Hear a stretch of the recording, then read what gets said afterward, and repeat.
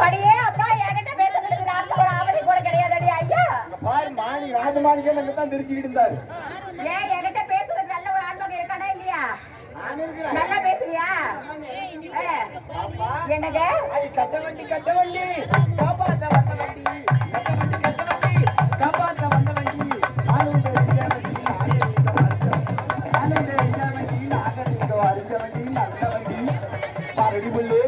நீ வண்டி போட்டு படியே அம்மா இந்த பாடல் எல்லாம் எனக்கு பிடிச்சிருக்குது. அதனால தமிழ்நாடு வந்திருக்கும் பொழுது கூறுகட்ட குந்தாணி ஆயா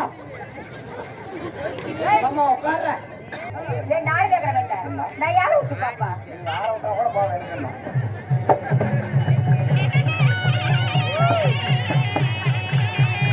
ஹலோ படியே ஜோதி பாதி வாதன்ன பப்பா ஜாதி பாலே அறிந்து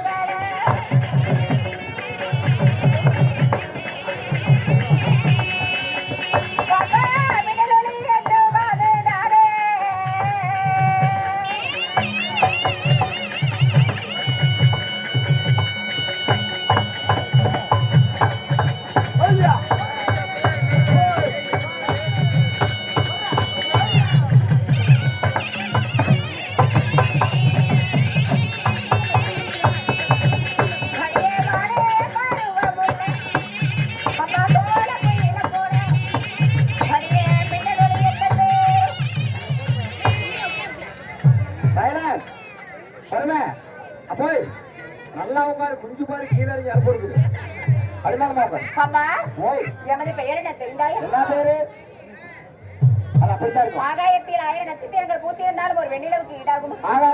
அப்படி வெண்ணிலவோல் அழகு படைத்த எமது பெயரோ மின்னல் ஒளி என்று தெரிவிக்கலாம். உன்னுடைய பெயரோ மின்னல் ஒளி. ஆமாண்டி. இருந்தாலும் தாய் தந்தை யாரு சொல்லவா?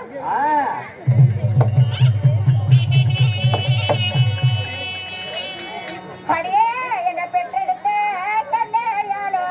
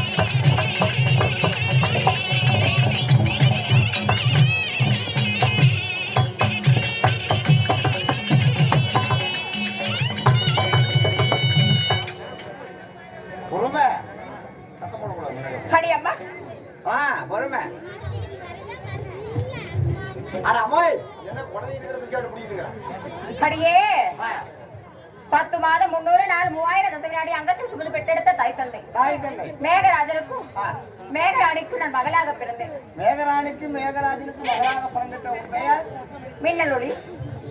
மின்னல் ஒளி. அம்மா மாயண்ண வந்திருக்கிறாக, மாப்பிள்ள மொக்கச்சாமி வந்திருக்கிறாக, மூத்து பார்க்க நிறைய பேர் வந்திருக்கிறாக. வாமா மின்னல். அந்த மின்னலா இல்ல? அந்த மின்னல் எல்லாம் கிடையாதுடி.